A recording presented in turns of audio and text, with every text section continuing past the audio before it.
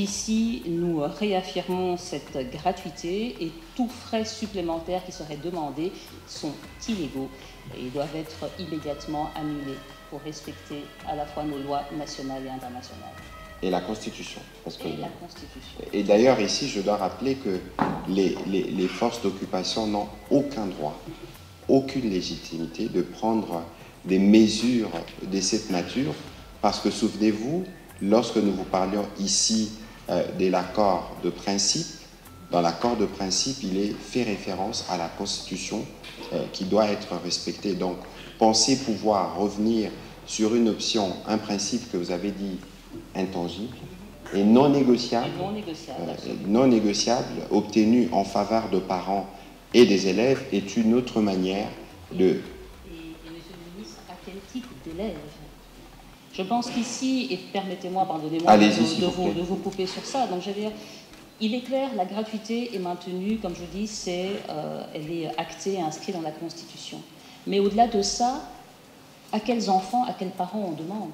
Ceux qui sont déjà en train de subir des souffrances absolument indicibles. Je trouve que ici, c'est vraiment un appel à la raison pour demander que l'on revienne et que l'on applique bien cette mesure de la gratuité qui est bien d'actualité et que l'on pense à ces familles qui souffrent déjà énormément, on ne peut pas leur rajouter de poids supplémentaire. Et c'est le travail que nous avons fait d'ailleurs pour les examens d'État, pour les provinces sous état de siège notamment, ou qui connaissent ces difficultés, le gouvernement avait suppléé un certain nombre de frais. Qui est du VPM intérieur, le VPM intérieur, en fait, il a exprimé plutôt son empathie face à une situation de fait, qui était cette publication de cet arrêté provincial dans les provinces du Nord Kivu, correspond Nord Kivu 1 et Nord Kivu 3.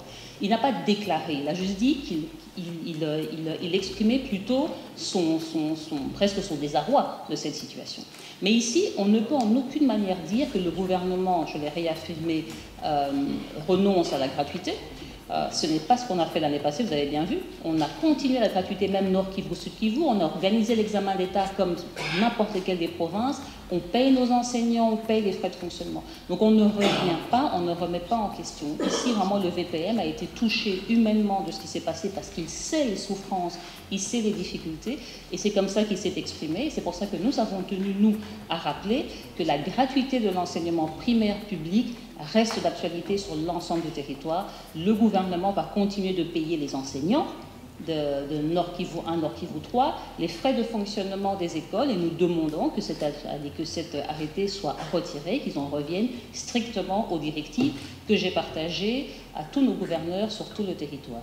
Donc ici, ne vous inquiétez pas, les populations ne doivent pas s'inquiéter, l'opinion publique non plus. Nous sommes toujours dans le cadre de la gratuité, et puis de toute façon, même si on le voulait, on ne pourrait pas. C'est la Constitution qui le dit. Donc maintenant qu'on l'a appris, on continue. J'espère que c'est bien clair pour vous. J'espère que c'est bien clair pour vous et que le VPMC qui disait c'était la conséquence des décisions illégales qui ont été prises. Vous savez, pour ce qui concerne l'intelligence artificielle, nous n'avons pas commencé maintenant. J'allais dire, on n'en est pas notre premier coup.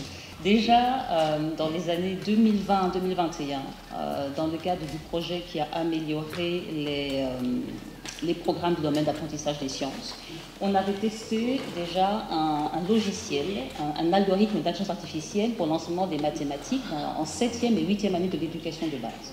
Et on l'avait testé dans 6 provinces, dans 6 villes, donc c'était Mbandaka, Chikapa, Kinshasa, Lubumbashi, enfin j'ai oublié, bon, bref, donc dans 6 villes, et pas seulement, vous voyez, c'est pas seulement Lubumbashi et Kinshasa, mais c'était Kikwit, c'était Chikapa, c'était Mbandaka, où on avait testé ce logiciel, cet algorithme. Et l'avantage de l'AI, c'est que avec cet algorithme, c'est qu'on peut s'adapter à la vitesse d'apprentissage, permettez-moi de le dire comme ça, de l'enfant. Donc on sait que lorsqu'on a une classe de 20, tous les enfants ne sont certainement pas au même niveau. Il y en a qui sont en retard, d'autres qui avancent.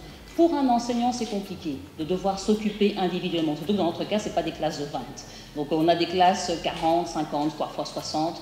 Et donc c'est assez difficile pour un enseignant de s'en occuper. Et donc le principe était de mettre, ok, il y a 1 heure où chaque enfant est avec l'algorithme, et le reste du temps, c'était pour le cours de maths, le prof continue à donner son cours de manière tout à fait normale. Et bien on s'est rendu compte qu'en utilisant cet algorithme, et ben en 6 mois, on pouvait gagner jusqu'à 2 ans et demi d'âge mathématiques. Et donc les enfants, qu'importe le niveau où ils étaient, ils allaient beaucoup plus vite avec ce système.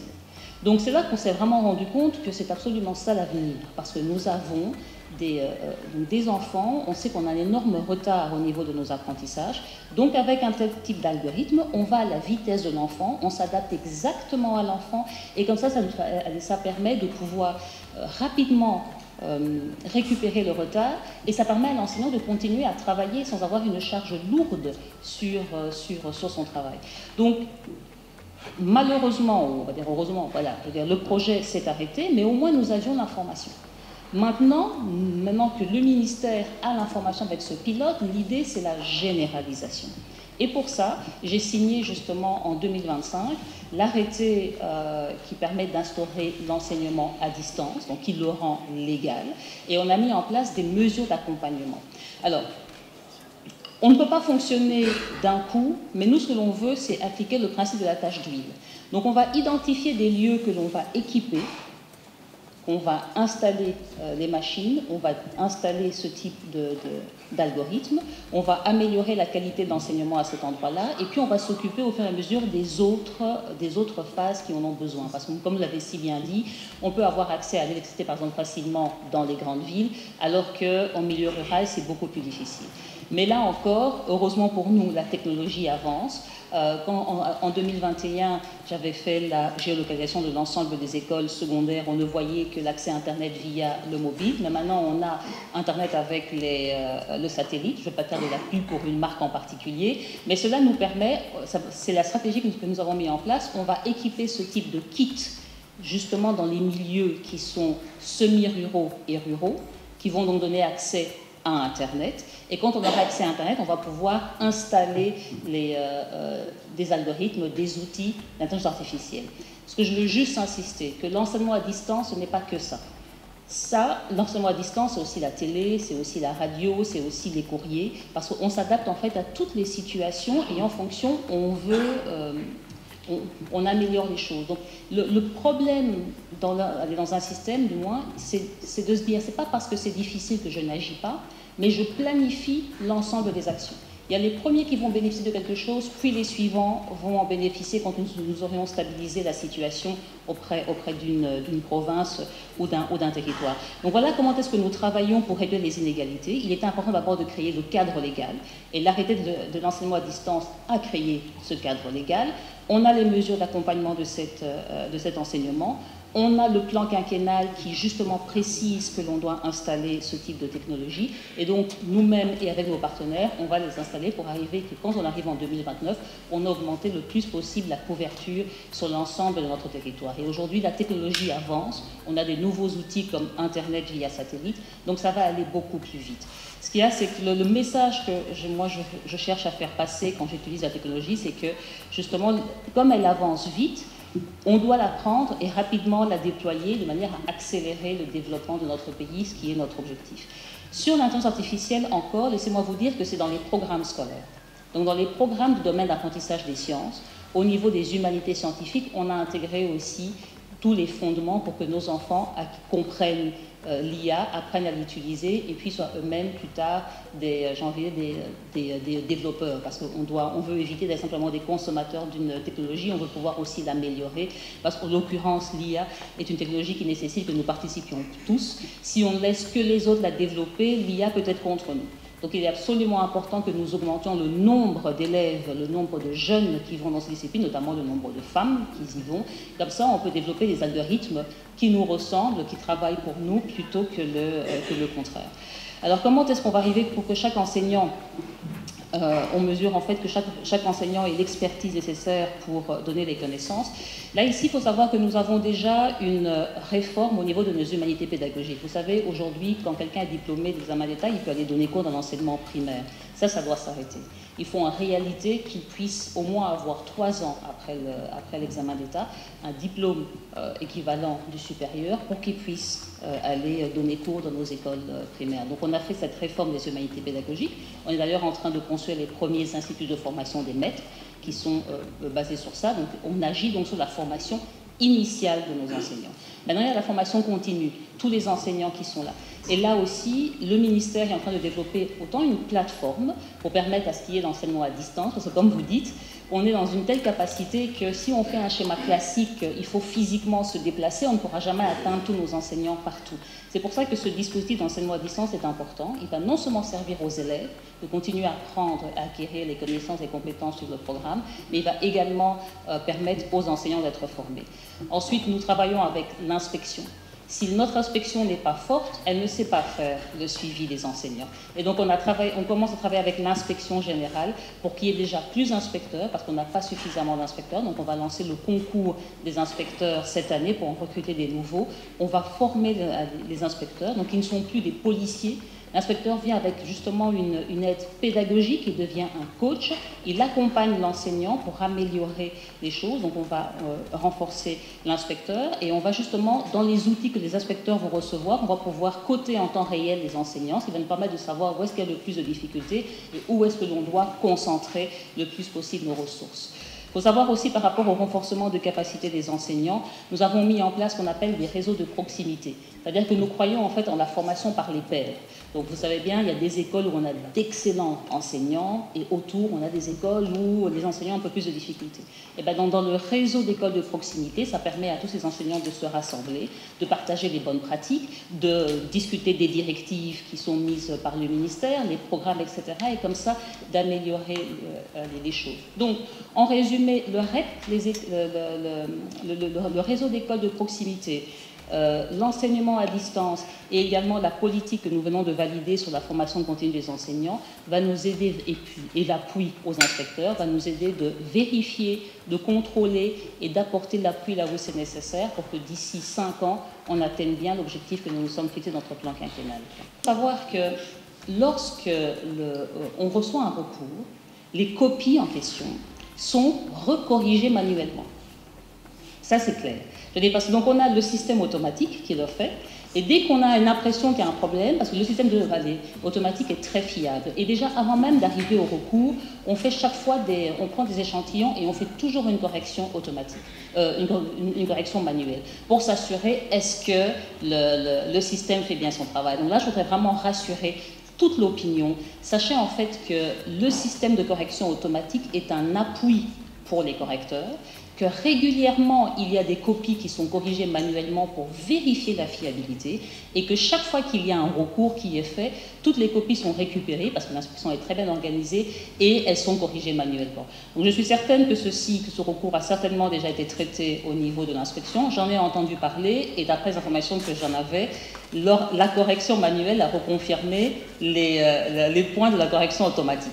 Mais je les laisse continuer la procédure au niveau de l'inspection générale. Mais donc, soyez rassurés, nous ne laissons pas à la machine jamais le soin de décider et de continuer toute seule, on fait toujours une vérification. Pour ce qui est de l'intégration des langues nationales dans notre système éducatif, comme je vous le disais, c'est sûr que l'on doit le faire. Et en plus, pour moi, on doit le faire, ça veut dire que l'on doit permettre à ce que quelqu'un puisse suivre, un élève puisse suivre l'ensemble de son cursus dans nos langues, dans une des langues, tout en maintenant le français qui reste la langue officielle. Mais pour qu'on puisse le faire, en réalité, ce n'est pas l'éducation nationale qui doit commencer, c'est l'enseignement supérieur universitaire. Parce que ce qu'il faut, c'est former les enseignants. Donc on doit travailler au niveau de la formation initiale des enseignants pour qu'on intègre cela. Et puis comme ça, l'éducation nationale qui est déjà en train de le faire, parce que quand nous avons réformé les programmes de domaine d'apprentissage des sciences, toutes les banques de situation avaient toutes été traduites dans les 4 langues nationales. Mais on voit bien que si les enseignants ne sont pas formés, je peux l'imposer, ça ne fonctionnera pas. Donc c'est une collaboration et un travail qu'on doit encore faire, moi et les SUP, de s'assurer qu'au niveau de la formation initiale des enseignants, on commence à intégrer l'enseignement dans les langues. Premier levier. Le deuxième, les arts et les médias. Parce que pour enseigner, on a besoin de ressources pédagogiques. Et donc, il faut qu'il y ait une multitude de ressources pédagogiques dans nos langues pour qu'elles soient en fait utilisées au niveau de l'école pour pouvoir renforcer ou développer les apprentissages. Donc il y a une responsabilité en termes de la société, donc en termes de nos écrivains, en termes de programmes à la télévision, qui doivent en fait se faire de plus en plus dans les langues nationales, qui vont aller comme ça soutenir l'intégration et l'enseignement dans ces langues. Et puis le ministère, ça vous pouvez être sûr, chaque fois que nous développons les programmes, les banques de situation, nous on les traduit systématiquement. Mais donc ce n'est pas seulement l'affaire de l'éducation nationale qui ne devrait pas l'imposer directement, parce que le système doit être prêt à le faire. Et donc on va travailler avec ESSU et c'est toute la communauté qui doit nous aider. Mais vous pouvez être certain que lorsque l'on va basculer et en arriver à avoir un enseignement dans nos langues, il va y avoir une accélération supplémentaire. Et ça, vous savez que ça peut marcher très bien avec l'IA. Justement, on en revient à l'intelligence artificielle. Et c'est pour ça que j'ai besoin qu'il y ait des développeurs pour l'intelligence artificielle et des développeurs congolais, parce qu'on peut justement développer les algorithmes qui permettent d'avoir cet apprentissage directement dans nos 4 langues, qui permettent de promouvoir notamment nos 4 langues, et donc ça va accélérer cet enseignement, quand bien même l'enseignant, lui, continuerait à donner les cours en français.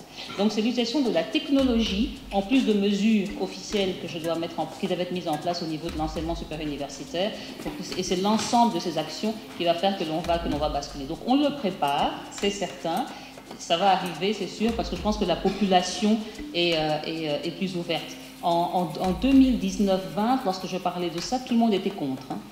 Personne ne voulait que l'on intègre les langues nationales, sauf dans le primaire. Au primaire, on est dans les langues nationales, puis on bascule au français. Mais les gens n'étaient pas encore ouverts. Je suis contente ici que j'ai une question, que la première fois que je suis venue, qu'il me soit posée aussi, c'est que je suis rassurée que l'opinion publique est maintenant ouverte à l'idée que l'on puisse basculer. Ce sera plus facile. Après, c'est une question de technologie.